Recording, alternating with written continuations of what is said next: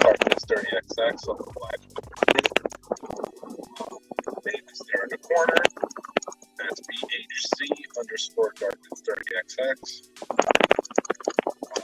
Follow along on YouTube and Facebook at the Black Crew. And you can follow my name there on Twitch, Twitter, Steam, Trovo, Instagram, TikTok. And let's go ahead and go. So I reviewed the video from yesterday, and I noticed that you guys could not hear a single stinking thing because of the music. So although I have the music playing again, this time it is much lower in terms of volume. So you should hear it, but at the same time, it shouldn't drown me out. So on that note, I'm going to go ahead and basically summarize the topic from yesterday. Basically, people moving to Florida thinking that it's just this huge party every single day. Like how it is when they come to vacation here. You know, person visits from another state or just from further north in Florida down to South Florida. They think, oh, well, I'm not home. I'm not anywhere close to home. So I can go ahead and do whatever I want. Treat people however I want. And that doesn't fly down. You don't get to come down here and treat the locals. Make your experience here in South Florida what it is. You don't get to treat them like crap. Just because you think it's just one giant party down there. It's not. People live here. People have roots here. People, raise families here. So just because you come down here just for, the beaches, Disney, or whatever other kinds of attractions that brought you to South Florida does not give you the right to treat the people that work these attractions, that work these locations, and make your experience what it is. You don't get to treat them like crap. So if you have any inclination of moving down here thinking it's some sort of giant party and you're just going to get to do whatever you want, whenever you want, that's not how it works. Don't come. We're full. So in that regard, we're going to go ahead and just talk about what's going on. Yesterday was a fairly busy day at work. Wasn't overly busy, but at times it kind of felt like it did. It was more of a consistent flow of people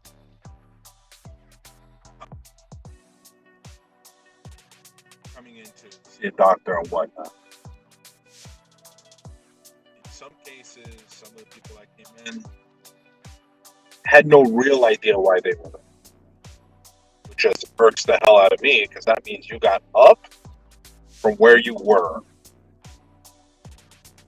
drove all the way to where we are,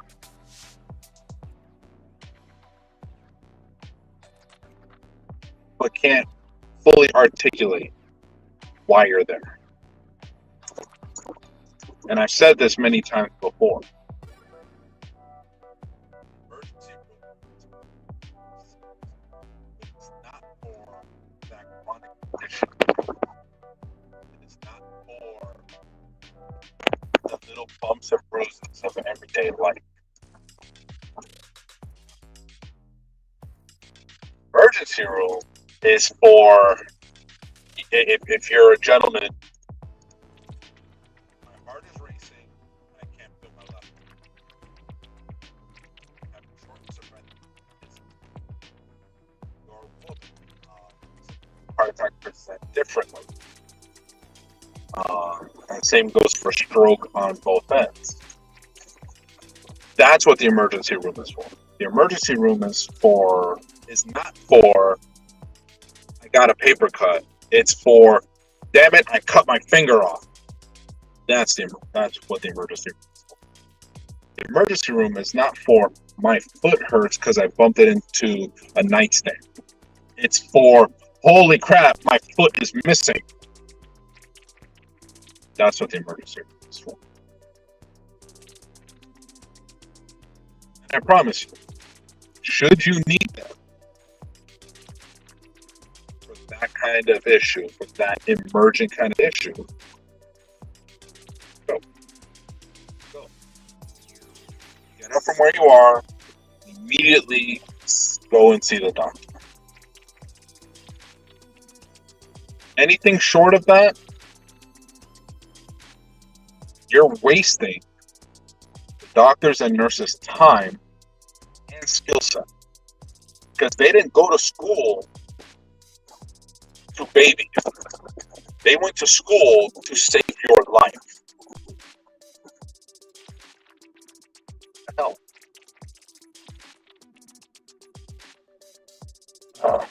People in their horns. So when you come to the emergency for something that is not a life-threatening emergency, you are effectively telling the medical staff there, as well as all the support crew, the people behind the scenes, that you are incapable of taking care of yourself. That's what that tells them. That's what it tells me. And I'm not even on the medical staff.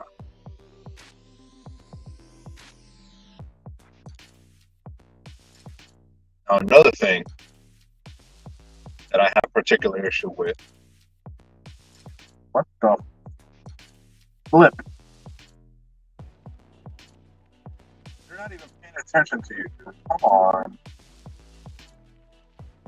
Put a shirt on.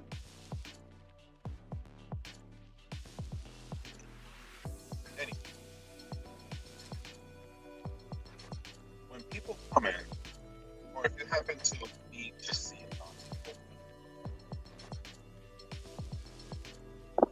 if they ask you, what is your chief complaint? Or if it's in written form, like at my facility, our sign-in sheets have a section called chief complaint. And it's basically a blank line waiting for you to write stuff on it. And what you write is the reason you're there. Now, that language might go over people's heads. Chief complaint. And I know this because I've asked people who have left that line blank.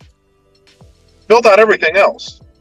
Name, address, date of birth, phone number, last four of social, even their primary doctor's name, which is on the last line, right after chief complaint.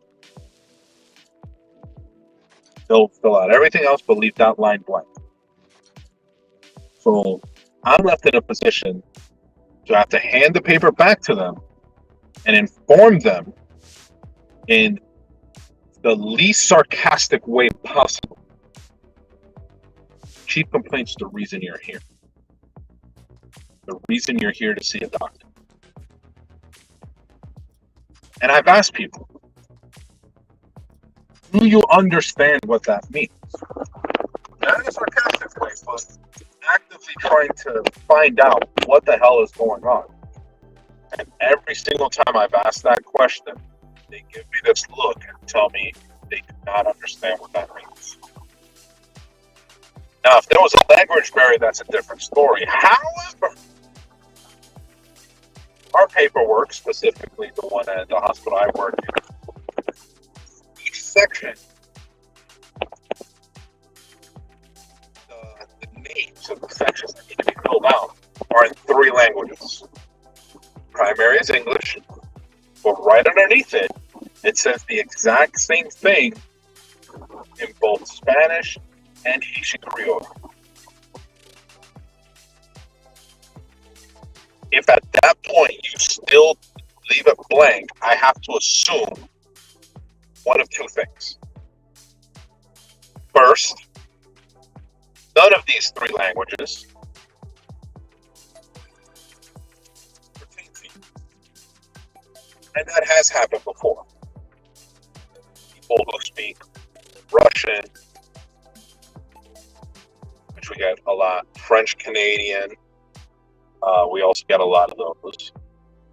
And then a smattering of other languages here and there, Sanskrit, what have you, Arabic, you know. It's not in those languages. So I understand that if English, Spanish, or Haitian Creole are not languages that you are familiar with, then yeah, you're not going to really understand what chief complaint means. On the flip side of that, if you are capable of speaking any of those languages individually, or a combination of two, or even all three of them, and you still leave that line blank, that leads me to only one conclusion. You're a flippin' idiot. Simple as that. Flippin' idiot. Because the line is clearly marked. So you can't feign I didn't see it. Especially if you just skip right over it and write your doctor's name, which is on the last line at the bottom of the paper, past that line for the chief complaint.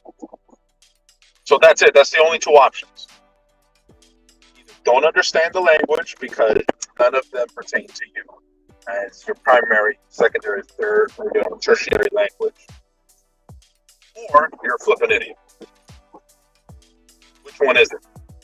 Because I've had people speak perfect English and leave that line blank. I've had people speak Spanish and leave that line blank. And I've had patients speak Creole, which I don't even speak in any way, shape, or form. Leave it blank. Now, if you speak French, you can kind of get away with it because Haitian Creole is basically like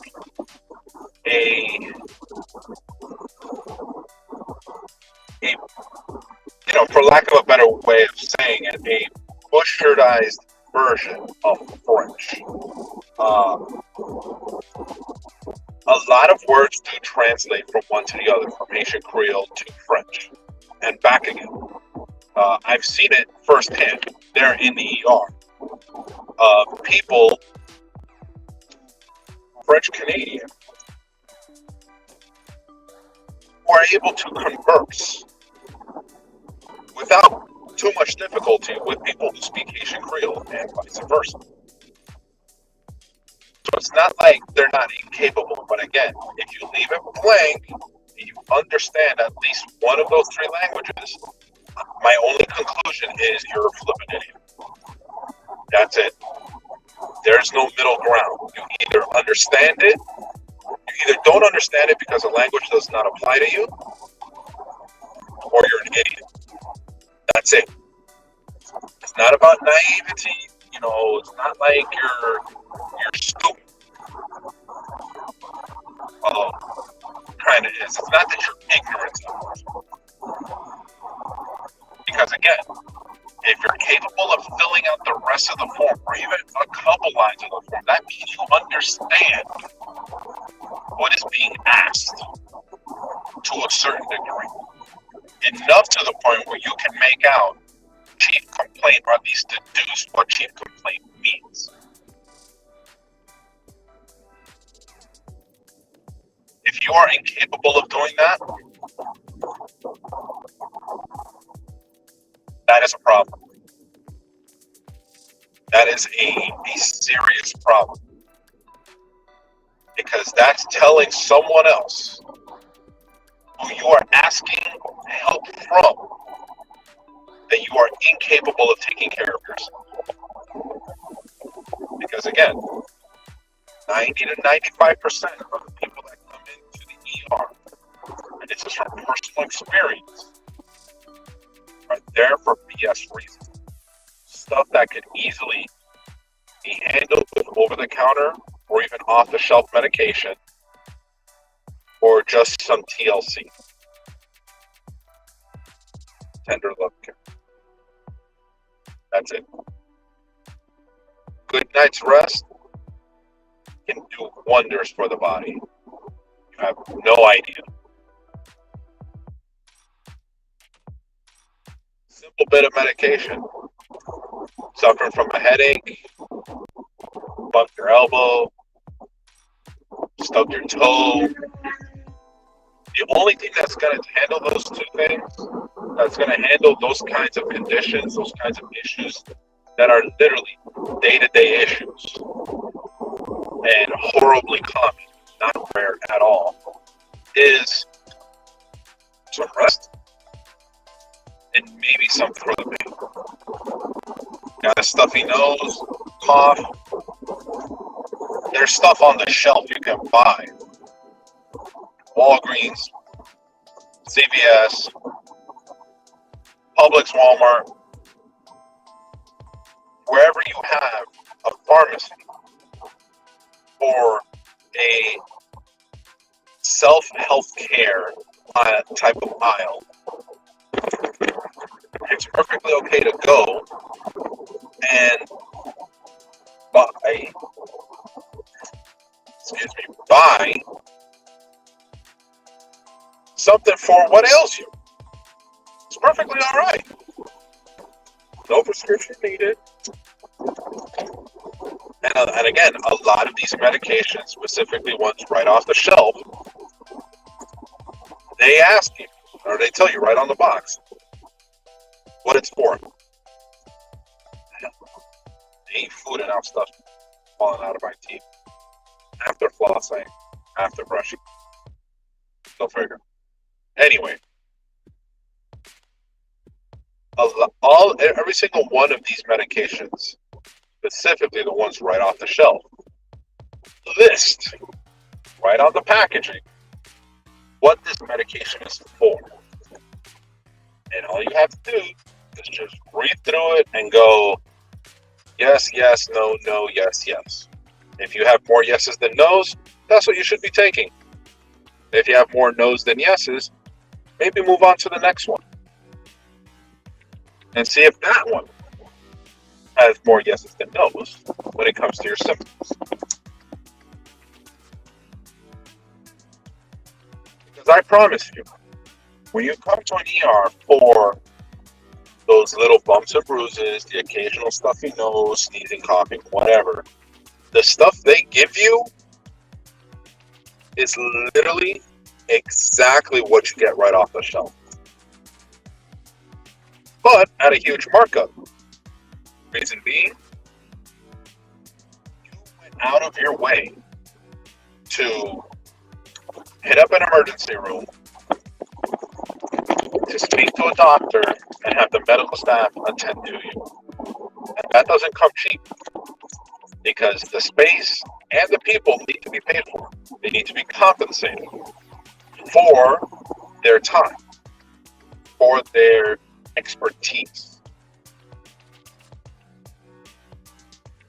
So, it comes down to, do I want to spend thousands of dollars and potentially wait 30 minutes, an hour, hour and a half longer to see a doctor, or I can drive to my nearest pharmacy, not wait in line, or wait in a short line when it comes, to checking out pain, and getting the exact same medication, the exact same treatment, but being able to give it to yourself in the comfort of your own home. That's essentially what it boils down to. Are you willing to put thousands of dollars on your ledger and basically waste a bunch of people's time who you then have to pay for wasting their time? Or you can spend a much shorter amount of time, go on a much shorter trip, and spend a lot less money taking care of it yourself. Personally, I'm going to go with option B. Why option? Because I know better. I know from experience, both first-hand and second-hand.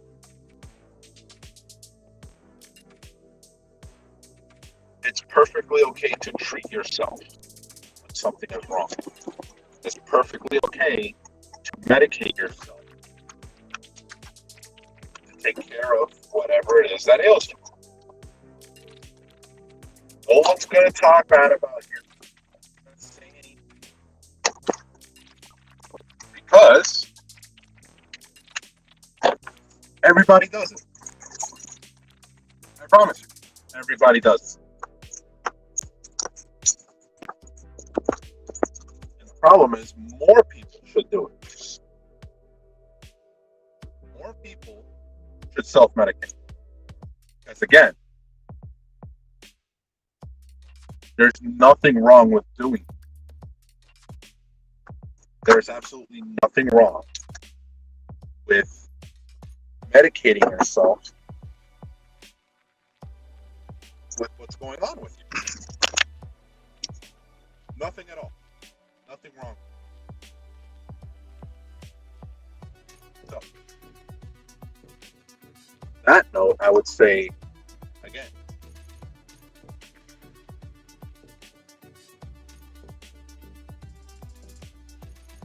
pay mind to things that you affect around people, interact with, even if momentarily. Personally, I don't go out of my way to inconvenience someone unless I am left with no choice. Ultimately, that's what it boils down to. I refuse to be an inconvenience on another human being. Especially if there's absolutely no reason to. Which goes back to what I said yesterday that you put in here because of the music, and what I kind of summarized earlier in this stream is don't make it a habit of inconveniencing or overly inconveniencing people that you have to interact with. Even if it's for something like, you're at a restaurant getting food, sit in restaurant, Applebee's, Red Robin, places like that, Cheesecake Factory, where you get to sit down and eat. You have waiters that come, take your order, bring your food, stuff like that, but they also have the cleaning.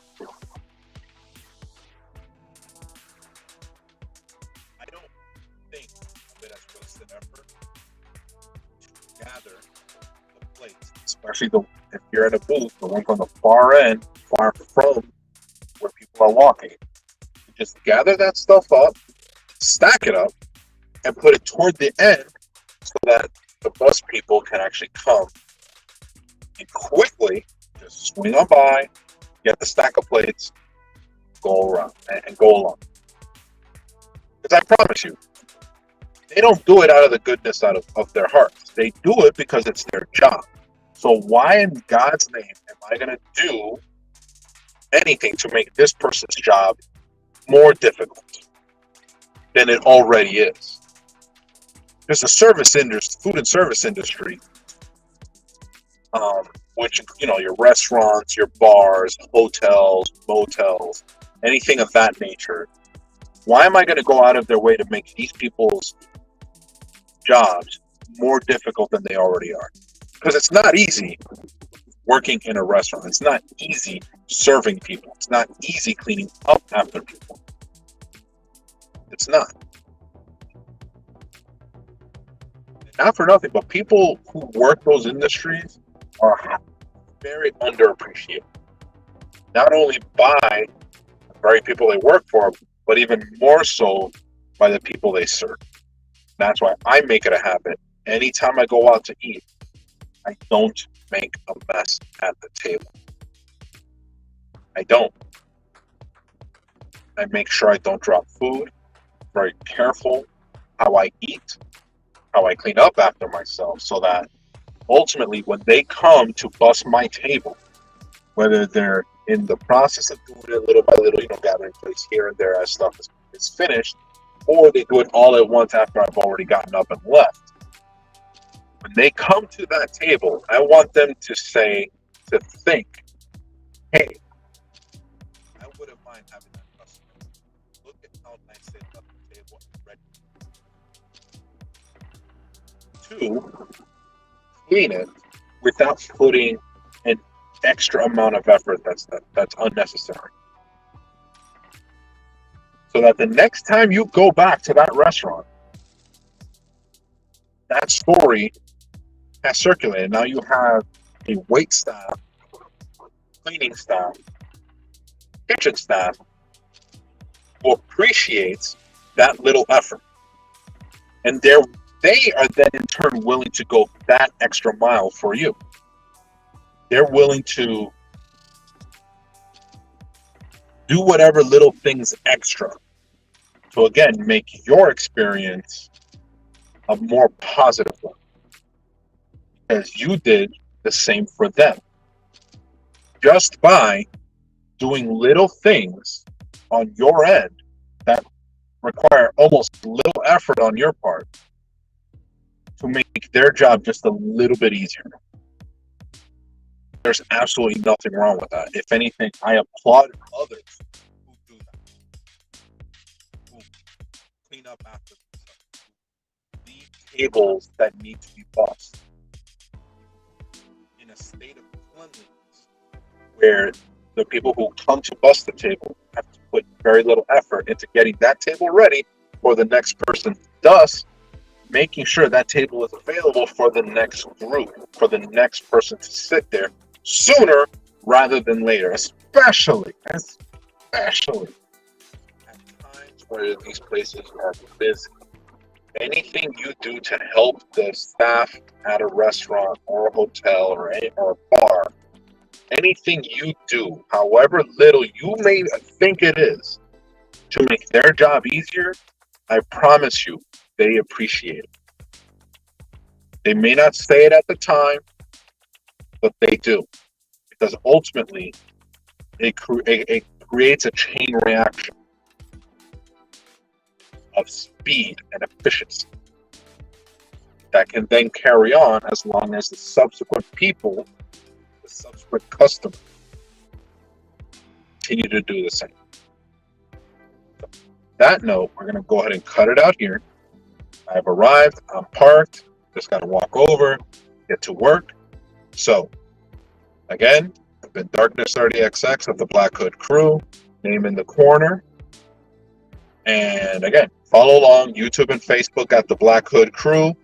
My name right there in the corner on Twitch, Twitter, Steam, Trovo, TikTok, Instagram. So until then, until next time, which will be tomorrow night, 9 p.m., you'll see me here live on the stream. I'm going to go back to a classic. I'm going to download and install CSGO. Counter-Strike Global Offensive. We're going to go ahead and play. Again, not competitively, just to play. But until then, have a good day, have a good night, and be excellent to each other.